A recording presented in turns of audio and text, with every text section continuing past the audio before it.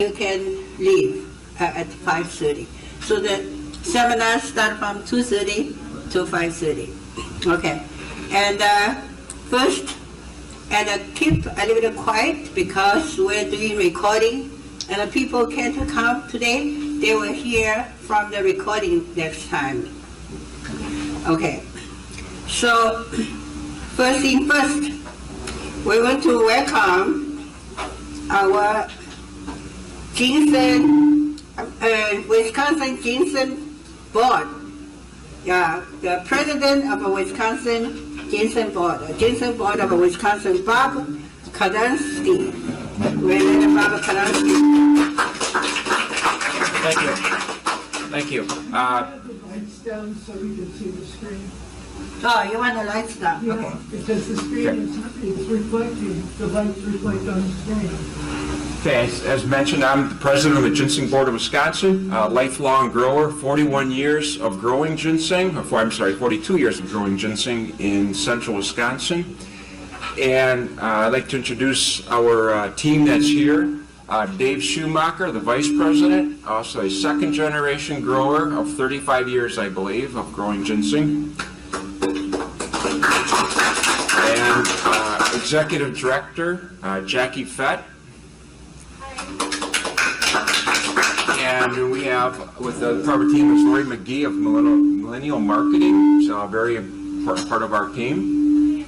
And then also with us here, a distributor of ours, a very good distributor that's been with us for many years, Prince of Peace, and that'd be Eva, Paul, and Linda are here.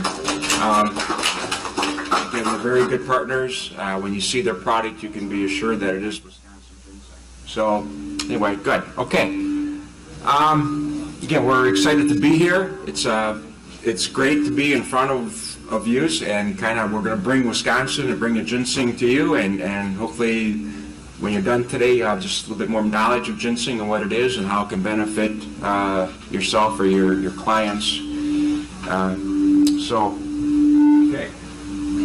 Wisconsin ginseng, we have about 25% of our growers are Hmong, and part of the GBW is we educate, promote Wisconsin ginseng. We do research. We educate, again, like we come to seminars or things here that we again bring the ginseng to you, inform you what Wisconsin ginseng is. In the Asian community, it's well known, well understood, but in America, in the medical, it's just not quite well as known. And we do expand. The international markets, domestic markets, we're expanding markets for ourselves. And we do not sell ginseng, but we have our distributors and people like Prince of Peace and others that do sell. Okay, what is Panax quinquefolia? Rich way down, and we've got the subsoils where moisture is pulled away. It's not a clay or it's a pack. So it's very unique, and it's very unique to a very small portion of the industry or the state. Here's the map. Marathon, this is Marathon County here, it's a square. That's where 95% of the ginseng is grown. That's exported. And Wisconsin produces 95% of the ginseng that's exported. So all the ginseng is grown in this area. Some is stretching out a little bit, but mostly this is the area that it's growing in. There is wild, you're gonna find wild in these areas up in here, but the cultivated is just this area. So it's really unique to a small area. And again, that's because of our soils and the structure that we have that allows that. So here's the life cycle of ginseng. Starts with a seed. That seed is all picked by hand from the gardens. It's a very labor-intense crop. There has been some automation that's come along to help, but it's still very labor. So these seeds are picked. It's called stratify. They're planted, and we have a 1-year-old crop. It produces 1 stem, 3 leaves. And then that grows for the summer, and there's a lot of maintenance in that crop. Then that crop then grows. Second year comes up, and it's got 2 prongs, and then 3 leaves on the prong, 4 leaves on the prong. Then the next year, third year, and then it's a perennial. So then fall it goes down, and then fall next year comes up, and then we have a 3-year-old crop. And then you have one big stem coming up, and then you have 3 prongs going up. And then it produces seed that year, and then that seed can be picked as a 4-year-old, same process. Plant dies off for winter. We have a harsh winter, and our harsh freezes. So we can walk on water in Wisconsin, and it's real cold. So the plant goes down in October, November. Yes? So when a plant is 7 years old, does it have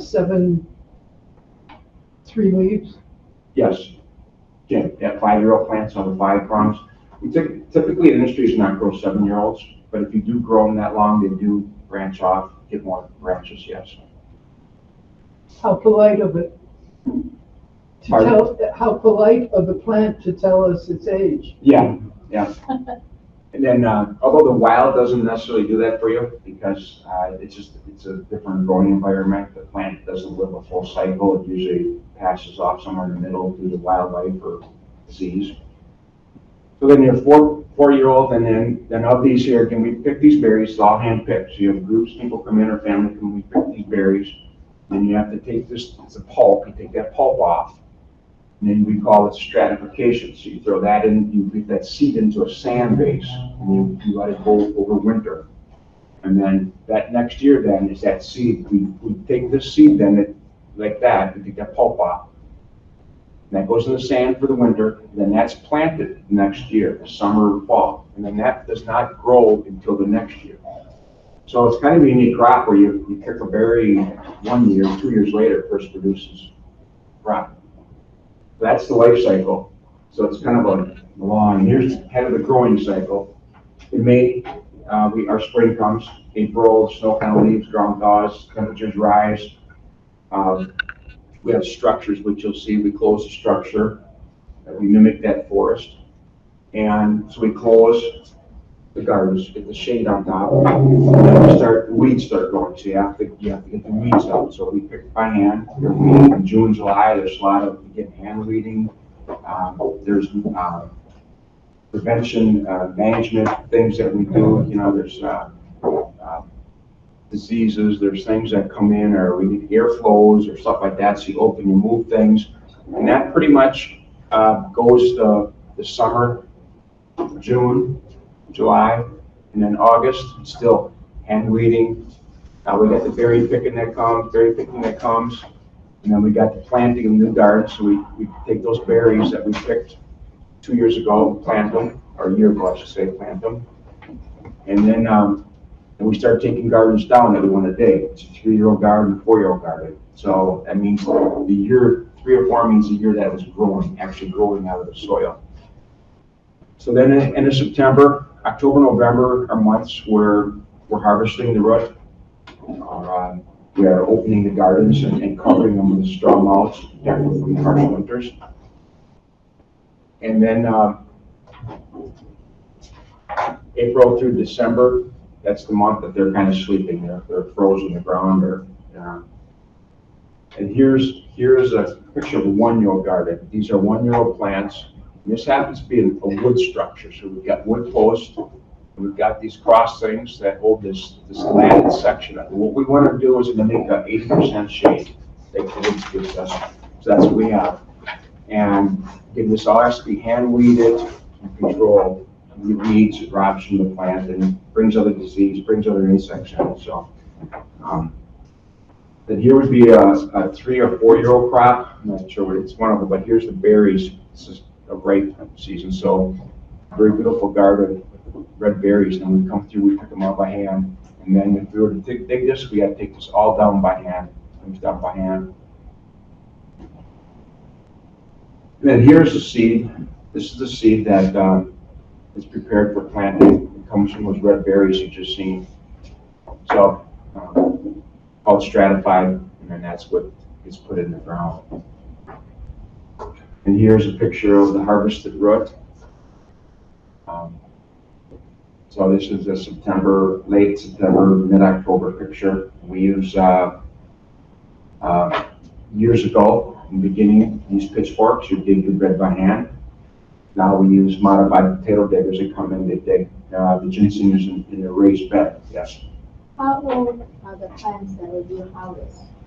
These 3 or 4 years, and that would be growing years. So I don't want to confuse you, but there's some people say when you plant it, they count that as a year, but we count it as the year it grows because you planted the year before. I feel like planting your pickle plant this year and not getting pickles the next year.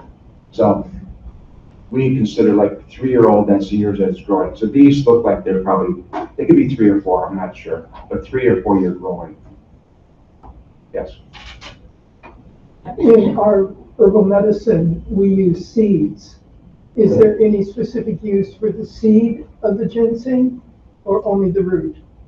I'm not aware of the seed yet. I'm not sure. There's been some work with the pulp. Dave, are you aware of anything with seed? No, I don't know of any. There's a decent amount of ginseng, I'll say. The problem is that if it's dried, there's pretty much nothing left other than the hull from the seed. Right. There's very little. Overall, there's very little benefit. Yeah, because it's a very unique seed. So it's a seed. You've seen the seed. It's got a hard shell, like almost like a clam, and then the inside's a soft shell. It's a soft seed. So it's kind of a unique seed that way. So now if it gets dry, that inside actually will dry, and it will dry. It's a big white fluffy seed inside, but when it dries, it just turns to, it's like a little pancake. It's just like paper thin. And then a lot of times the seed it won't germinate then because it will dry out too far. So it's kind of a unique seed also. Not only the crop is unique, the seed's unique. So I don't know, you make a point. I'm not sure how you would use that seed. Okay. You know, dried, there wouldn't be much there when you dried it. So yeah, so that, and we've modified, it's a potato digger. The beds are raised. I probably forgot to mention that. We raised the beds. Cover with mulch to keep the weed down. We keep the soil cool as we can. Yet we want to get air, so we, the microbial life of the soil and plant to live. Yes. Do you use herbicides and pesticides around the plant?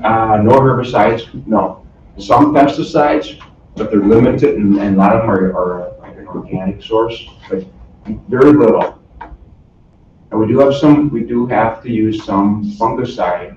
So a lot of those can be coppers. They can be like organic sources, like some bacillus and things like that. But we do have to use some. Yes. But also with that, we do have a program. We work with Michigan State, and we test our roots, the ginseng roots that we sell as an industry are tested, and they are tested to be clean before they're sold. The residues, you won't find harmful residues in the root. So when we monitor that ourselves, we test the roots, just like your vegetable crops do, stuff like that. Because our market is not United States. I know United States, we have there's a market here, but our market is Asia. 85% of our root, ultimately, or 65% goes to China, mainland China, and ultimately about 80% of it ends up there, either personal carry back in, or Taiwan is a big market for us too, evolving. So is Vietnam, and a lot of those countries don't have MRL, so there's no tolerance, 0. So we have to be clean going in. So your root is clean. Now, can ginseng straight up be organic? No. I shouldn't say no. It's very hard to be organic. But can it be clean and good and safe? Yes. Very extremely clean and safe. Yes. So it means that we can use fertilizers. Pardon? We can use fertilizer. Yes, and the industry uses it's probably 100% organic fertilizer. All organics, all your rock sulfates, your potashes, everything's organic. Nothing commercial. Yes. So when you harvest the roots, do you use the leaves and the stems, or you just leave the leaves? No, that gets discarded at this point. The leaves and the stems get discarded. So prior to the picture I showed you with the berries and stuff, we scrape that all off. Now what's left is the ground, is the raised bed, and we come through with this harvester, and then we dig that, and then roots fall on top of the ground. So then you showed us a picture before with wood poles and shade, and now we're harvesting and there's no wood pole. in the root. And Well, it but can fall the the plants. plant, in Oriental medicine, the whole plant has potential. Mhm. And it might be myth that we only get long life if we take the roots, and if we take the leaves, which die, then we'll die early. I mean, there could be a restrictive mental concept that has not brought the leaf forward in our pharmacopoeia. However, technically, you're wasting half of the plant, and I would like to invite at least a curious look at, is there something in the leaves that could also be of use in medicine and therefore beneficial not only in the harvest, but for the farmers, because at the moment they're discarding something that might also bring them income. You know, like, some of the things might be low spray copper, so there could be extra copper on the leaf, neem oil, things like that, some bacillus. So some of the thought is maybe there's some contamination or too much copper or something like that in there, or some organic matters or neem oil. I'm not sure, but the focus has been strictly pretty much on the root. So, and the plant does, come fall, it does. The plant itself, when it rises out of the soil, all its energy from the root goes to the plant. Then the next month and a half, it puts all its energy into producing that. There's a seed out here, produce that seed, and then there's another seed out. So when you get plant root does not really grow, and that's our market is the root. We sell the root, and at this point we've not had anything about the plant. So the root doesn't really grow until mid-late August and through September. And then we're harvesting it. And then the plant itself will start. You see these colors here? This is late September, called synapse. They start dying. The plant will just naturally die. You put a ginseng plant in your house, it's going to die in fall. So the plants start basically breaking down or shutting down.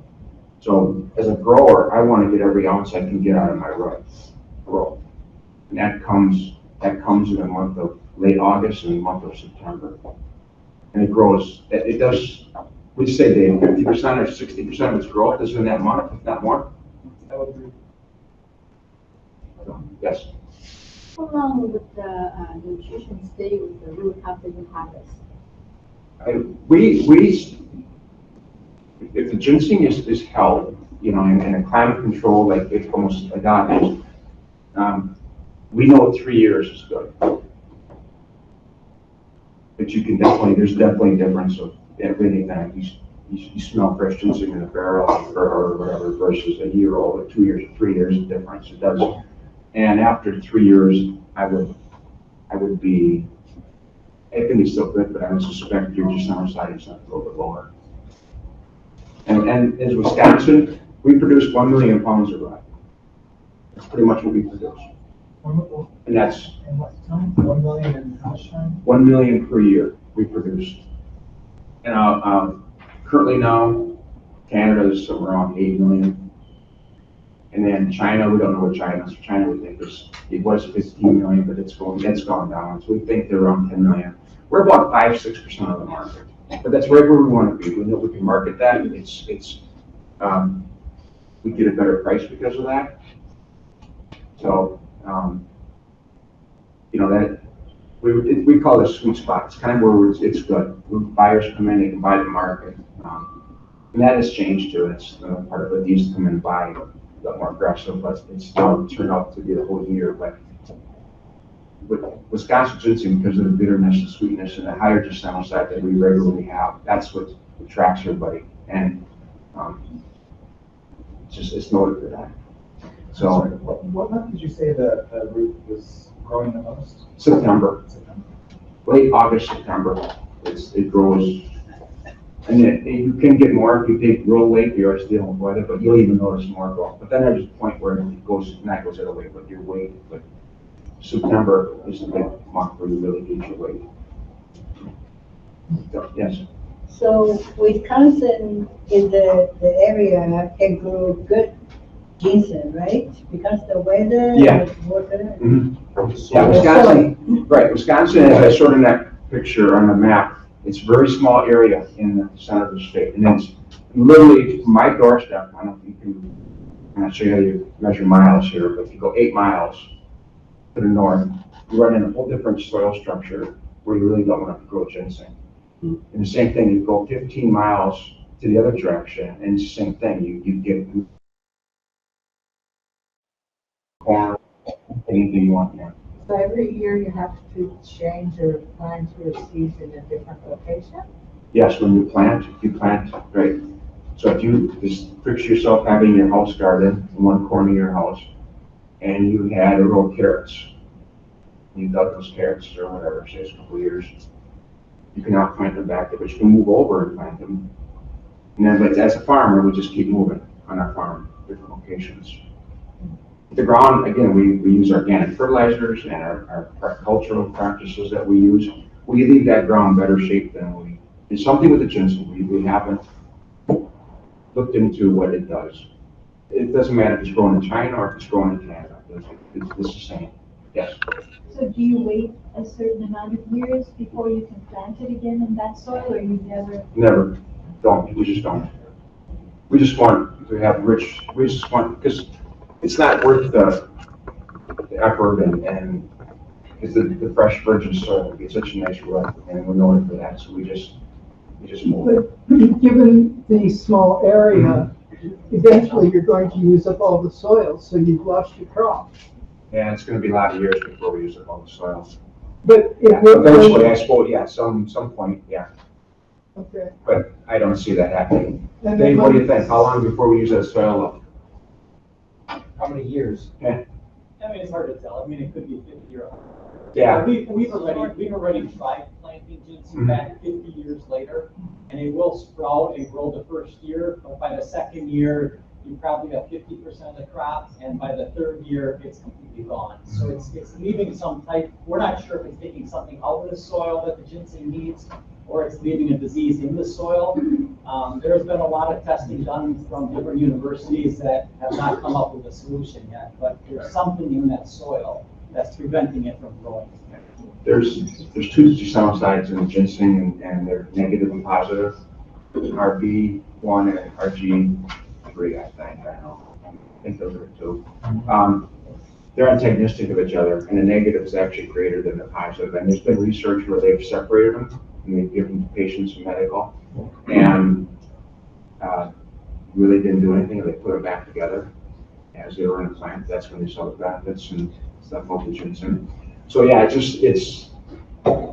we've replanted after 40 years in the area and showed up the second year. You can see where the ginseng was. Bob, you have a question right here. Yeah. Yes. Hi, is there any research so far or observations about the possibilities of what climate change might do to the farms and the production levels and quality? No, be honest, if climate change is going to dry our weather out, I'm all for it. As a farmer, because we can get rain, and that's awful for this crop. It likes moisture, the plant does, but any root crop, we put too much water in it, and we put the shade over it, the structure, mimic it, plus we put the mulch or the straw over the bed. So when we get excessive rain in days or weeks, but no, the bottom line, we have not done any work on that at this point anyway. No problem so far. No, storms are a problem, because you see those structures here, you see that's a newer plastic structure. That's like a boat sail. So if the wind catches a corner or something happens, you gotta go find it. Yeah, and that happens quite often. The wood, same with wood, they lift up, you wire down, but they lift up, they go. That's the other part of it. Yes. You talked about some of your more bigger consumers. Are pharmaceutical companies looking to purchase your ginseng? And if they are, if you're able to share, what they might use, what products might be coming out?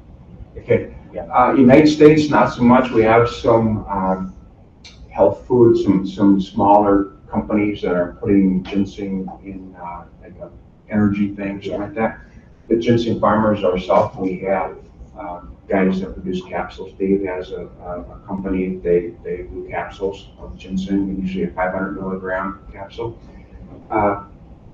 Wisconsin ginseng is classified as a TCM in China and Asia, so it is a medicine, it's herb, it's sold as a herb over there, and that's how our market goes, pharmaceuticals. That's where it goes. So are you subjecting the leaves to essential oil extraction? Yes, they're extracts. Yes, we do. Essential There's oil ginseng extract. extract, yes. Not so much in this country. It's starting to come around. We're doing it's very expensive, but overseas it's very common. It's becoming more common to extract, and then That's from the leaves. the leaves. From the leaves? He's or from asking the about the No, roots? the root. From the root. It's all from the root. It's extracted, and that can be a liquid, or it can be a powder, like a dry form, and they use it for the dry form, or either one, use them for baking or cooking. And now ginseng has just been given the food of Wisconsin, or I think all ginseng, Wisconsin ginseng in China, food for medicine. So before it was strictly a TCM, now they can formulate and use it in the foods. It can be beverages, or it can be a soup or something, a broth or something like that, which is good for the Wisconsin ginseng and good for consumers. So. I think this guy had a question. Yeah. Oh, I just wondered, so eventually it could be possible that actually we use all the land that suited for the ginseng growing, but because you cannot use it anymore, right? This is actually, land? Yeah. So. Yeah, it's a lot of years. It's lots of years. It happened in China. It happened in China because in Chinese medicine, the central area we used to this kind of a ginseng called a dangsen. It's kind of from Shandong area. It's south of the Shanxi province. Actually, that many years ago, so actually this land is wasted. So it cannot be growing ginseng anymore, and also actually destroy the whole natural environment of the land, even affect the other kind of plants growth. That's why Dangsen become kind of an antique name. So we don't use this for almost 1,000 years. The land to use for. So this area is actually migrated to the Liaoning areas too. The south of east of Liaoning. So actually, right now we call it Dangsen. Actually, it was not from that area because this area already wasted. So that's recorded in the Li Shizhen, who is a famous herbalist, in his book. Is this slide right here? Yeah, there we go. Okay. Marathon County is the largest county in the state. I've got, just in my neighborhood alone, I know there's 80 acres that has not had ginseng on yet, so just in my neighborhood. It depends too, I didn't want to get into this, but we could talk about a little bit. There's different markets developing for different ginseng. So Wisconsin is known for the hard, smaller ginseng root. There is some movement south a little bit in some lighter soils, and that they grow a root that's 4 years old, maybe 5 years old, and that gets into your bigger slices. And I think our distributor in the back, if you'll print a piece, you'll see the slices and how big they are. And that root comes from a little bit area out of this marathon, probably just a little bit down. It's a little bit lighter soil, has good drainage, and produces a very good root. So it's going to be a lot of years before we run on the ground. And also, just to reiterate, our culture, our practices that we use, we leave that soil in better shape than we got it. One of the things that how we catch counterfeit ginseng coming in labels Wisconsin from China, we test it. It's full of carcinogens. What they use, what they can use, or what they use to get it to the market, so it's toxic, basically. That's how we just test it. We find it. We got a fingerprinting process, but we don't need to. We just do a chemical test on it. We don't use that stuff. We don't have that. We use wholesome, good, organic things. So when we're done with our ground, it is in really good shape. It can be put into anything you want for cattle feeds, for human. It's all good. There's no concerns with it. So again, do we come back though? I'll just mention one thing, Bob. I know a number of people have been concerned about running out of land. Ginseng is a very unique crop in that it's very small acreage compared to other crops like corn or soybeans or something like that. All the ginseng growers in Wisconsin together have about 2,000 acres under shade right now. So that means we're only planting about 500 acres per year. Good point. So compared to other crops, we are very, very small. So that's why we use very little land in any 1 year or any one cycle. So that part's very good. You're saying 500 acres is a small portion of land? Compared to other crops. Yeah. For an entire crop. Well, I'm speaking just about what you as farmers are using or what you own. I come from a farming background to some degree as well, so I have an idea how big is an acre. And it's fascinating to me because I have researched a long time, like probably a lot of people here at the American ginseng, because it's just fascinating. And it's just interesting that you cannot reuse soil, and then 500 acres. So if I could ask, how many acres do you access to, does your company own? If you're using 500 a year. No, that's for the whole industry. That's the The entire whole industry. The whole industry, yeah. Most of our growers Yeah. produce they plant about 1/2 to 1 acre a year. Okay, because I heard you say 2,000 acres total for industry and 500 acres was yours. No, so it's 2,000 total, so that's like just figure 4 years of ginseng, 4-year-old ginseng. So it's 500 acres per year that's planted. Now we have about 100, right now we're down to about 100 growers right now. So we do have multiple growers. I'm a small grower. I grow 1.5 to 2 acres. Our family takes care of it. Dave is a smaller grower, their family takes care of it. We do have growers. We have the world's largest grower at over 300 acres a year. That they bring in hired labor and stuff, H2A people. We have another couple growers that grow 150 or 100, and then we've got a bunch of people that grow 5-6 acres per year. So when you talk about, I've got a total of 5.5 acres under roof. That's my total, all 3 years. Right. 5.5 acres. So Mm-hmm. And it confuses me because you're saying you can't replant. So are you leasing land each year? I own a few hundred acres, so I just, So you can just actually, I'm done and I'm out of land.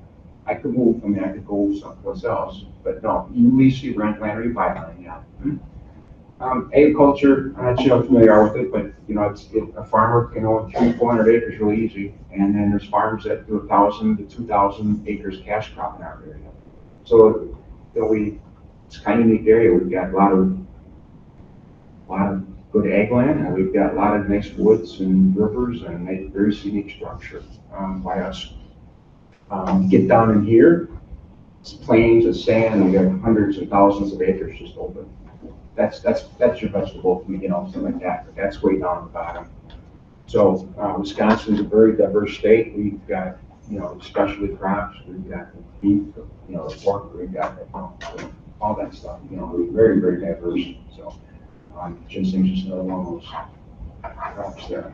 But yeah, good point, Dave. Right. So we're not using that much land really. It's a smaller, confined area always that we use. So it's not like corn and beans. Corn would be 80 million acres. Beans are 90 million acres. That's cross country though. So we're not that kind of acreage. Yes. So it will grow on land that had crops before, just not in land that had ginseng before. Yeah. So what other crops do you grow on your own? Corn, soybeans, hay, sunflowers, peas and oats, sweet corn. Are you organic? No, somewhere between. I'd call it not commercial. What you think we're spraying? No, we're between them. don't know how you describe it. No Roundups, no Monsanto, stuff like that. Everything is natural as can be. And no, we do use a herbicide on the crops to the commercial, like oats or corn. But we have organic grounds, they use weed burners. You know, that's a shot. That's real common. Because there could be a concern, I mean, I'm just voicing it, of what they talk about when people use the Roundup and then it drifts over and spoils the organic fields in any direction. And so there would need to be some sort of commitment from the growers that what they're growing elsewhere on their property. Yeah, there is, and it's, because of the high value of this crop.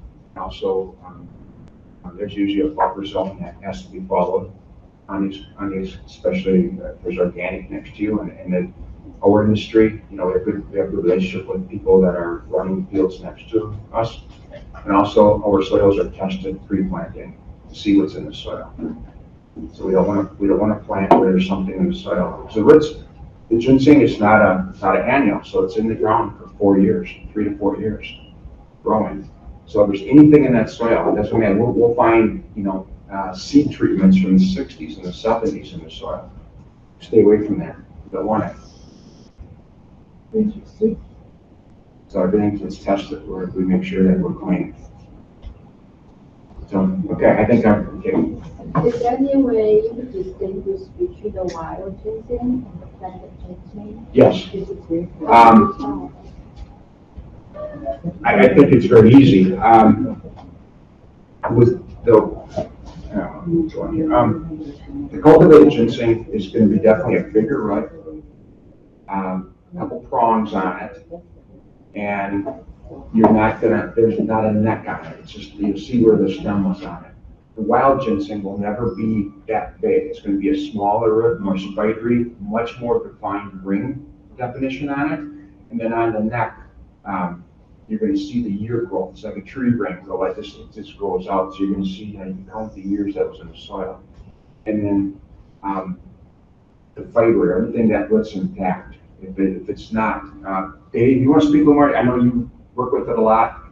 But the difference between the wild and the domestic. If you how to tell them apart or how different it is. In terms of the physical appearance, the wild wood, because it grows so slow, will grow what we call a neck on it or rhizomes. So basically it's similar to like a tree where you cut the tree and you can see the growth rings in the tree. That's how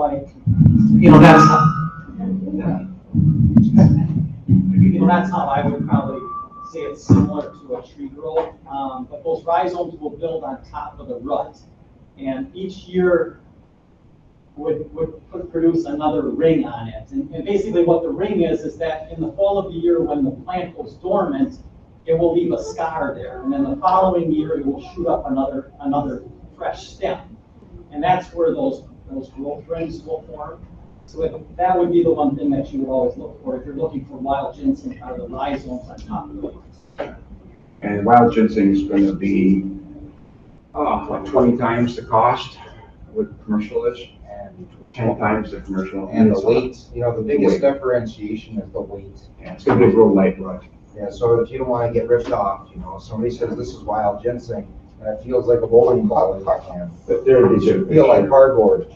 Good picture of a domestic wood. How do you define the wild ginseng and cultivated ginseng? From the, you know, growing processing and also from the chemical components. You know, for defining the growth, it's not any assistance whatsoever. So it grows normal. You can't assist it. You can't put up any shade. You can't any fertilizer. No nothing.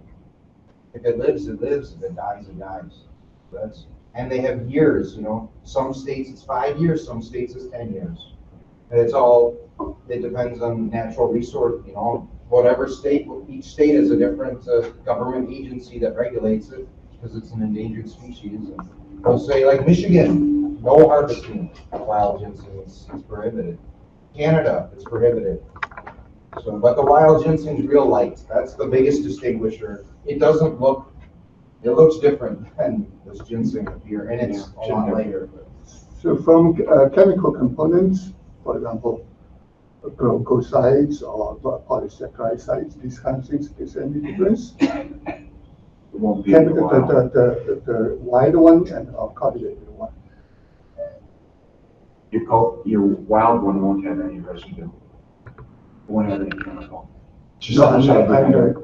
Just outside the other. The ingredients, the chemical, effective chemical components. You'd be a lot higher in your wild.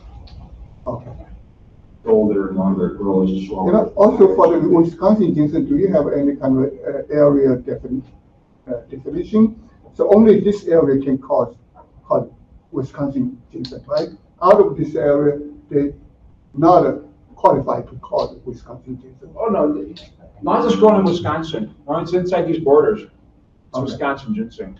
Okay, all the Wisconsin states. Yep. That There was some ginseng growing down call here. it Wisconsin I think ginseng, someone right? outside of Green Bay had a farm for a while. There's They have a pockets ginseng. where there's a small amount, but majority of the ginseng this is the ginseng capital of the world, right here. Marathon City and Marathon County, that's the ginseng capital. That's where the soil, it's miles, where the soil is rich and has the split rock and that the granite base allows the water through.